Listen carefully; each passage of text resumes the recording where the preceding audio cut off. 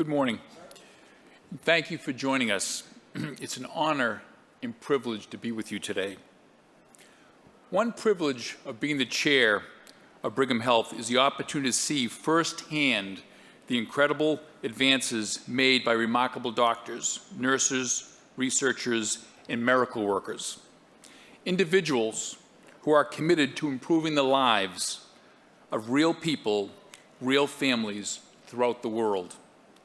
Today, I am honored to introduce one of those miracle workers, an individual who has had an immense influence on global health today and who has created the blueprint for meeting the healthcare challenges of tomorrow, Dr. Atul Gawande. Dr. Gawande has had a profound impact on the healthcare world in so many ways. As a teacher, Dr. Gawande is a professor in the Department of Health Policy and Management at the Chan School of Public Health. Additionally, he serves as a professor in the Department of Surgery at Harvard Medical School. And he is a passionate, prolific researcher. He is the author of 4 best-selling books about the state of healthcare. And he is a respected writer for The New Yorker for over 20 years. Dr. Gawande is passionate about sharing his knowledge and expertise with the next generation of miracle workers and healthcare professionals through his teachings and the power of the written word. Dr. Gawande has had a profound impact as a healthcare leader. He was appointed healthcare lieutenant during the Bill Clinton 1992 presidential campaign, and he served as a senior advisor in the Department of Health and Human Services under President Clinton. President Barack Obama considered Dr. Gawande's articles required reading for his administration and often cited those writings when persuading Congress of the importance of healthcare reform. In the eyes of our nation's leaders and throughout the healthcare industry, Dr. Gawande is considered a trusted voice that will guide us towards a better healthcare system for patients everywhere. And finally, Dr. Gawande has a measurable impact on healthcare as a visionary. He is recognized worldwide for his healthcare innovations and his hands-on approach to making surgery safer for patients. He is a big thinker who is passionate about finding innovative solutions to meet our growing healthcare challenges just beyond just medicine, ensuring healthcare coverage for all, addressing financial challenges for hospitals and insurance companies, stemming the tide of rising patient costs, and radically changing that we provide end-of-life care simply by asking patients questions and then taking the time to actually listen to their answers. An idea he outlined in his best-selling book, Being Mortal. And at the end of the day, Dr. Gawande's vision for healthcare is about caring for people, but it is also about caring about our way of life and caring about our values and caring, most importantly, about our future. We are truly honored to have Dr. Gawande join us today for this important discussion. We are also thrilled to be joined by another remarkable and visionary Brigham Health leader, Dr. Betsy Nabel. Dr. Nabel is an internationally respected for her work as a cardiologist, scientist, entrepreneur. She's the former head of the National Heart, Lung, and Blood Institute and the current president and CEO of Brigham Health. Dr. Nabel is described as the heart and soul of this great institution and is one of the top healthcare innovators in the world. And she truly is an inspiration to healthcare professionals everywhere. Please join me in welcoming two of the premier minds in the world of healthcare, Dr. Betsy Nabel and Dr. Atul Gawande. Thank you.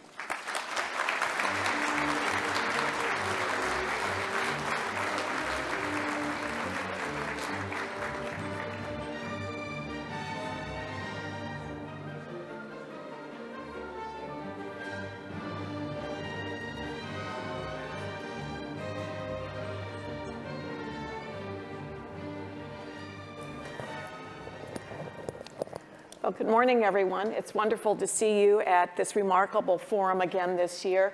My kudos to Chris and Anne and Greg for organizing a remarkable meeting again. And Atul, welcome. Thank you. Good to see you. It's good to get to be on stage with my boss. Of sorts. I'll try to be good. Atul, I think you have no bosses other than the American public, so. But most of you have probably read one of Atul's books or read one of his articles in the New Yorker. And you've learned that recently Atul now heads Ariadne Labs, which he founded. And I'm wondering, Atul, if you can tell us about Ariadne. First, tell us about what Ariadne means in Greek mythology, yes. Why you chose it, and then the work of Ariadne. Yeah, the writing that I do is probably the thing I get most known for, but for the last 5 years now, I've built a health system innovation center. Ariadne Labs is named after the Greek goddess who showed Theseus the way out of the labyrinth with a simple thread.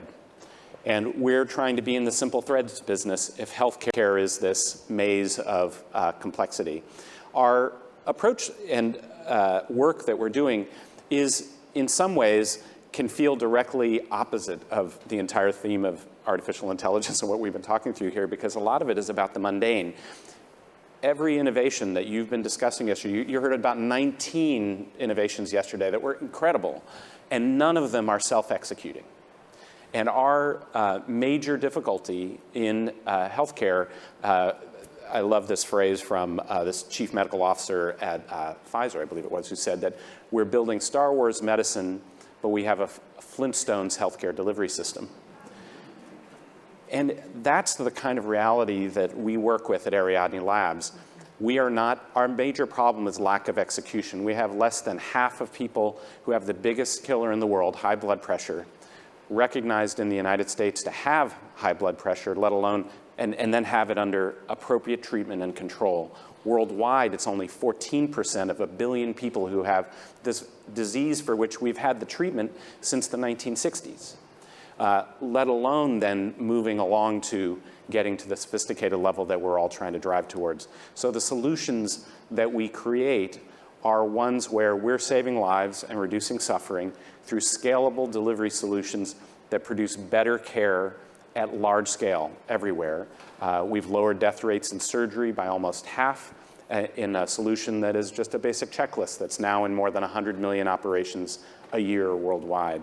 And we're doing work in childbirth, primary health care, and care, as you heard, in serious life-limiting illness. So Atul, at the meeting, we've heard a lot about the use of AI to diagnose. Radiology, pathology are some of the first case examples. How do you see AI being applied to the process changes that you're trying to affect? What's the role of AI in healthcare systems change? So I think about this a lot, and it's a struggle because on one level, we're still just making, trying to make the system work on a very basic level. So our solution in surgery was built around taking data and looking at what are the positive outliers doing that is different from what most surgical teams are doing, and then turning that into a basic checklist. And we did that with absolutely no AI whatsoever. It was just very nuts and boltsy kind of stuff. Are people, do people understand the goals of the operation? Have they communicated with one another about what equipment is needed, what infection prevention is going to occur? That said, our team has now moved, we're using AI in multiple ways. If we want to, we have now created solutions that are replicable at the scale of millions. We've gotten to past 100 million with our surgery work, but we struggled in doing that over and over again. So the two example areas we've been trying to move towards in our care and serious illness, many of you saw Ziad Obermeyer speak yesterday.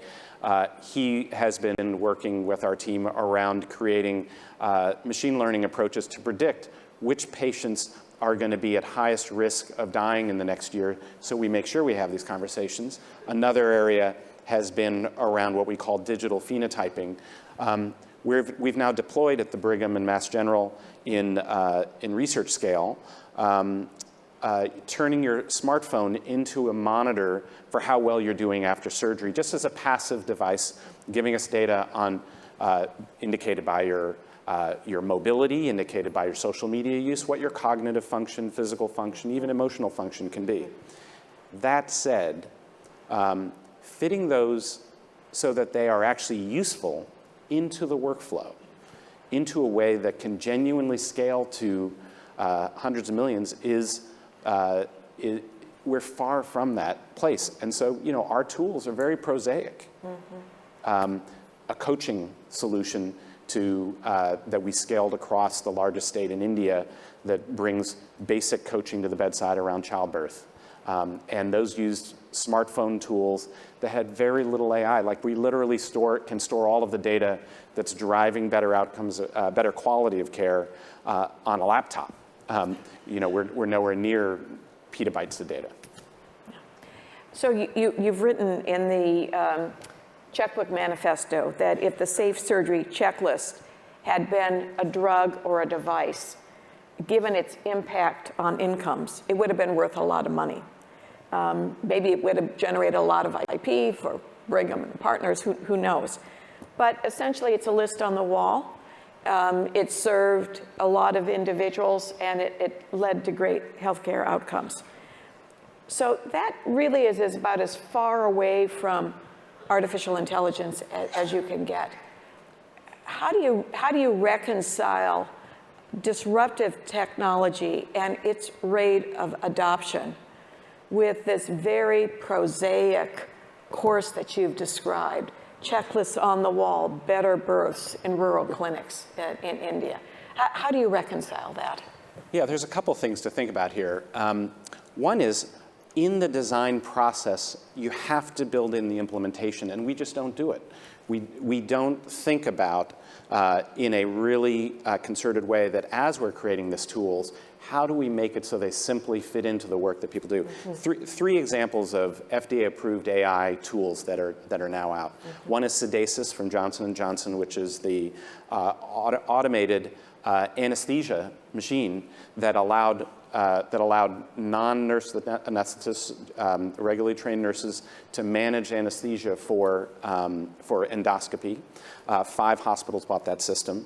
Another one that just got approved a couple months ago is an early stroke alert to an ER physician to know immediately whether there's a scan can show, might be showing a risk of stroke, so they get the radiologist. And then the third, just a couple weeks ago, was around being able to have a retinopathy scan so that a primary care physician does not have to send diabetic patients to the ophthalmologist.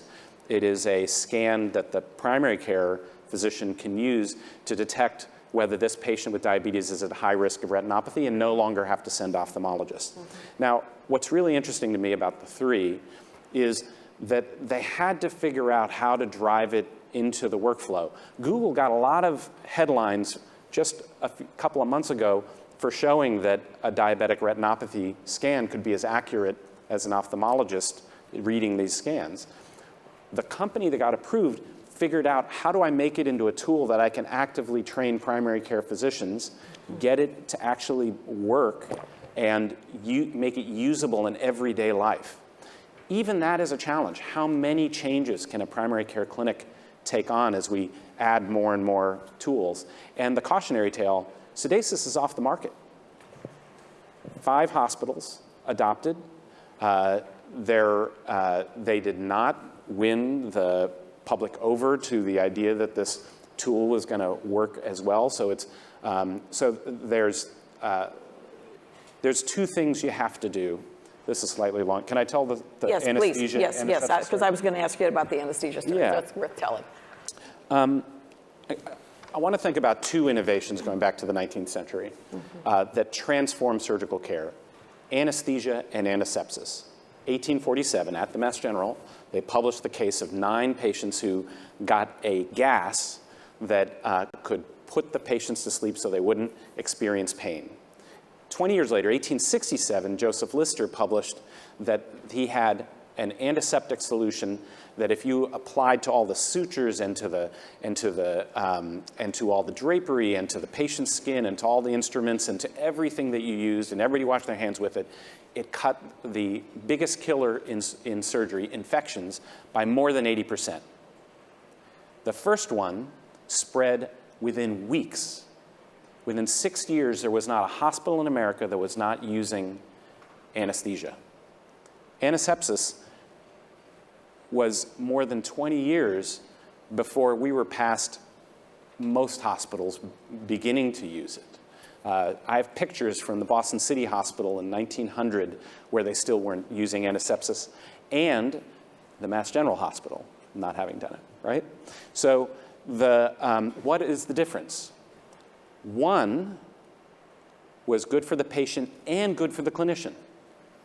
An immediate visible effect that made life better for both. Anesthesia. Surgeons didn't like operating on screaming patients. Turns out. You had more time, you could be more meticulous, it transformed surgery. The other one was literally pain now for gain later. Lister's solution was dilute carbolic acid. It hurt. Have you tried using our computer tools? It hurt. and it was painful to roll out and to use. Robert Wood Johnson met Lister and said, "I've got your solution." He made prepackaged sterilized suture, prepackaged sponges and drapes, then created the sterilizers. He made it easy to do the right thing for the patient.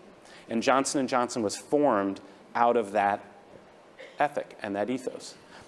Understanding that you, who are in the investment world or in the innovation world, have two customers here. You have the patient whose life you have to make better, and you have the clinician.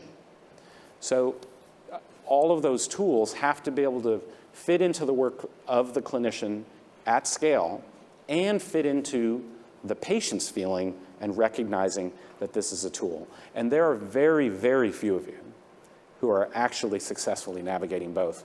And our center is all about the second half of that, which is implementation. None of these innovations I said are self-executing. We're driving how do you simplify implementation and make systems that can absorb it.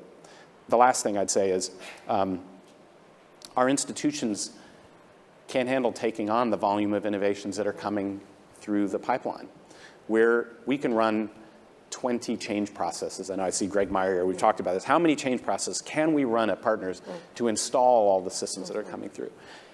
We have to reach a point where it can be every one of our units can be trying and innovating and testing out and adopting new things. And we have to create the solutions that maybe AI could help us in accelerating the ability to adopt and to drive implementation and improve execution. Atul, I think you need to design another checklist about how the steps you need to take to implement disruptive technologies like AI. We, in fact, have that very project. We call it the Readiness Project. So tell us about it. So what we've gradually found, we have been able to replicate taking things certainly to millions, whether it was helping the CDC with how do we roll out Ebola, what hospitals have to do with managing Ebola patients, to primary health care tools. Now, the Readiness Project is about the idea that we've recognized if you give people a great process solution, we've got a perfect innovation for you, a successful implementation pathway, and you plug it into a ready environment, you get substantial improvement, you get a major impact, you get improved quality, and then you get better outcomes. You save lives and reduce suffering. Now, our problem is only a minority of our environments are ready environments. Ready environment means capable and motivated. We did a rollout in South Carolina around surgical death. We lowered the death rate 22% for all of the hospitals that we supported to adopt the safe surgery checklist. But 60% of the population's hospitals were not able to complete it because they were not ready. We did the rollout, and we didn't understand, we didn't know in advance which of these places were going to be successful and which of these places were not. We should have. We should have been able to know 2 or 3 years in advance. This was a 3-year rollout. We should have been known from the beginning. For example, it turned out 7 of the hospitals were implementing Epic or the equivalent. They couldn't do anything else for another 1.5 years. So we should have known that. We should have been able to predict it.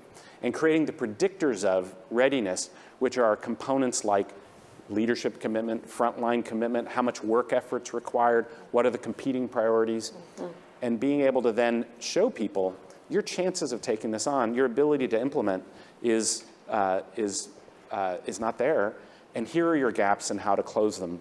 That's where we're trying to make simple tools to predict where you are in your ability to take on change, and then how to close the gaps that we find. Yeah. So before we came in this morning, we were talking about how you could potentially use AI to implement systems change in a de novo system. And the case example is that recently the Mass General has opened a hospital in Jiaowei, China, and the Brigham has opened a hospital in Boa, China. And these hospitals are going to be devoted towards cancer. China at the present time has a very immature cancer care health system. So now we've got 2 brand new hospitals. We've got 2 terrific consultants, academic medical centers, to help them build their cancer care programs, inpatient and outpatient.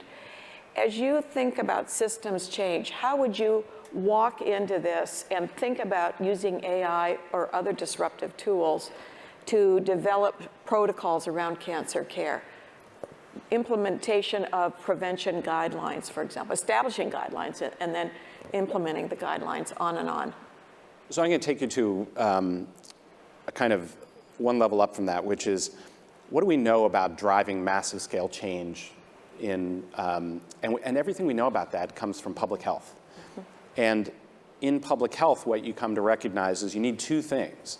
One is you need to understand what's the gap between the aspiration and the reality. Let's say we're talking about polio eradication. 1950s technology, polio vaccine. What's the gap in how much infection there is and whether we're getting vaccines to people or not?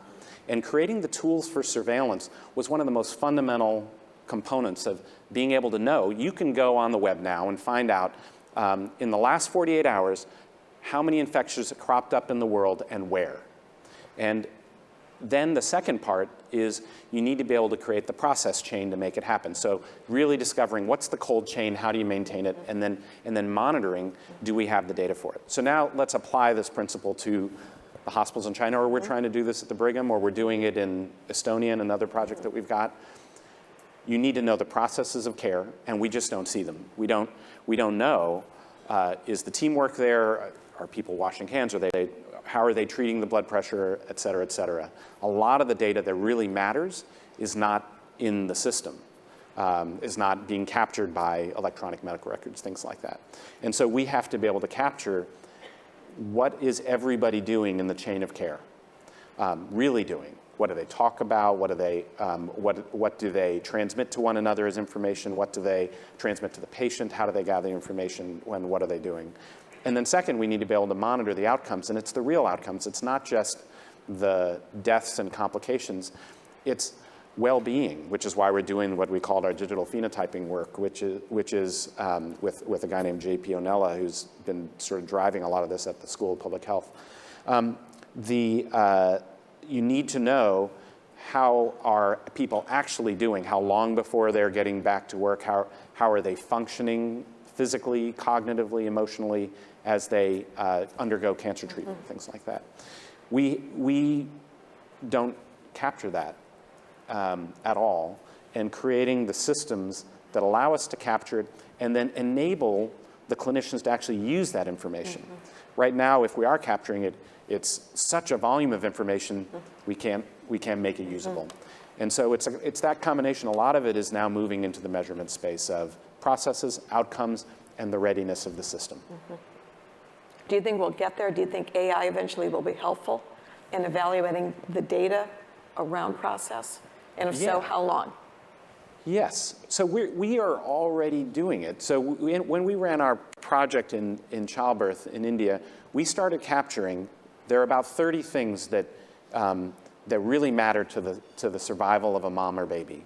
Things like, did you deliver medication to prevent bleeding on time? Did you warm the baby skin to skin? And how long did you warm the baby skin to skin? And we were in places where they don't have electricity for half of the day. So we had very primitive tools. It was smartphones and direct observation and people recording, tapping it in, telling us what was happening. But we captured what the reality of care was for 120,000 deliveries, 160,000 deliveries across 120 different birth centers, and created a kind of system that allowed us to have, in a real-time way, we have known for 3 straight years exactly what that care was on the ground in the same way I described the polio eradication information told us what was happening. Ironically, we could tell you more about what was happening in birth in those 120 hospitals, in the reality of care for their babies, than we could in our own hospital. And building in that capacity, we're there. I'll tell you the fundamental issue is will and commitment and resources.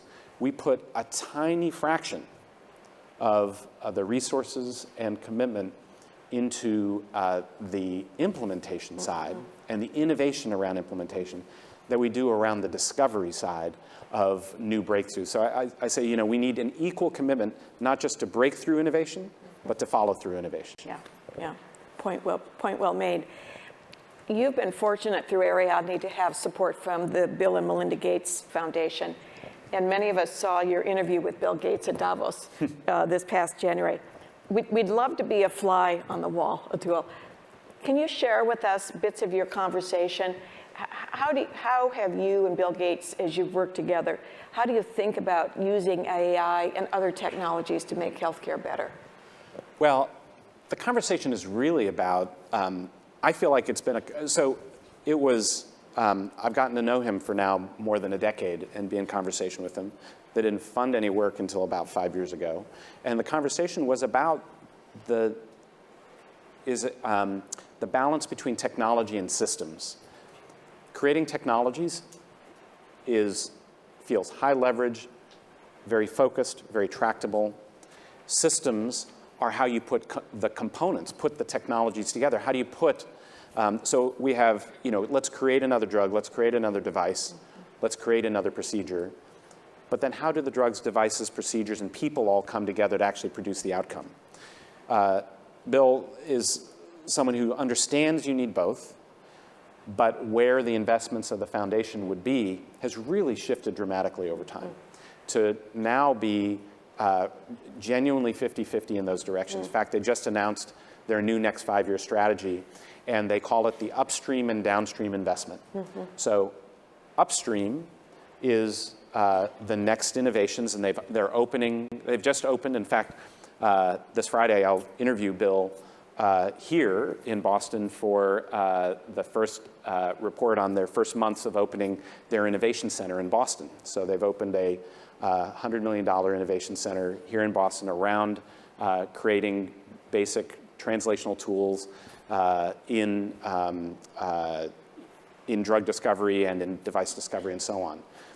But the other half of their investment is in downstream innovation, which is how do you structure primary health care, how do you structure basic delivery so that you can actually use all of these tools and make it so at a societal level we're able to make all of this work. So the discussions have been, these systems drive me frickin' crazy. Why the hell are we doing this work? Because about, I'd say, 75% of the experiments that are coming out, let's say in maternal and child health, are null results. You're trying to drive something at a large system level, and the system is not responding. And being able to get people to pull in the same direction, work in the right way, and get the leverage and figure out how to do that and treat that as a science is where he's come to put a significant amount of commitment. I'm hardly the only one having that conversation with him, but I think I've really seen, from having come out of Microsoft and founded the Gates Foundation, around the technology tools and the hope that you'll create the silver bullet, to ones where you're really trying to insert them into systems that work and create the research innovation that makes it possible. That's where I think we've come. And you know, the machine learning tools and opportunities on the downstream innovation side are still feeling really far away, while they're heavily being used on the upstream side. Yeah. We've had a number of participants in the Innovation Forum this year, and speakers who are engaged in various startups or early ventures. And so I'm going to take a couple questions here from the audience. So, Atul, how do you see envisioning a partnership with a startup for achieving your goals around the deployment of AI technologies? How would you at Ariadne partner with a startup? And when you think about it, how can you help guide a startup that might be really terrific on the machine learning and the technology side to be thinking about these implementation and process changes that have to be incorporated in their product in order to be successful? So we have more than 60 partners now that we're working with. And I'll give an example that you need a few elements. One is we need partners who bring large populations. And so in our childbirth study, it was with the government of India, the World Health Organization, and Gates Foundation were three of the partners. We then partnered with an implementation partner, Population Sciences International. But then we partnered, included in this was Dimagi, a local startup. And they provide the platform that has enabled our phone capability to begin to, you know, how do you monitor and manage the innovations, the monitoring side of what is the care that's actually being delivered? How do we get these into the hands of everybody that we're doing? And then we have a whole team of software developers and analysts and so on internally, but we're constantly making choices between, do we build or do we partner? And in fact, we're now trying to learn how to make more efficient, better choices about doing that, because getting to the next level of being 2 or 3 times our size, we're now about 100 people, over 100 associate faculty involved, and our projects are now past 20-some projects, half in the US and half across the world. So getting to 2 or 3 times that size is going to take more partnership. So we have many in the audience who are going to be engaged on the technology side. There's only one Ariadne. How do individuals bring on board the implementation science expertise that you've talked about? Well, I have a couple examples. So I mentioned we have 110 associate faculty. 25 are actually employed, but the rest do work in and around the ecosystem in Boston. And so for people who are in the nonprofit side, on the academic side and so on, we've created a community that gets together every couple months to talk through difficult innovation issues that people are grappling with. This Thursday, for example, we're meeting with the leaders, and these are closed meetings so that we can air all the difficult differences, but we're meeting with the leaders of SEIU, the healthcare union, to discuss what's the role of the unions in healthcare innovation, and how do we address trying to get everybody into the workflow. And then, 2 weeks later, we'll meet with Troy Brennan is going to present and talk about the CVS Aetna work and what problems they're trying to tackle and bring on. So for people who want to join that kind of community, you're welcome, and please ariadnelabs.org, and we can talk. And we have a community that we're trying to provide expertise and capability so that people are going out and creating innovations. And so, the result of that, for example, is Brian Skotko is a MGH pediatrician who specializes in care for Down syndrome kids, and is building a virtual clinic. MGH could treat 0.3% of all the Down syndrome patients in the country. His goal is he wants to get to initially get to 10% and beyond, and he's already built a virtual clinic to enable that capability to happen by participating in this kind of community. But on the innovation side and the for-profit side, we still are figuring out how to create the protein receptor docking sites to enable more capacity. But it's very clear to me, Boston is the Silicon Valley of health system innovation.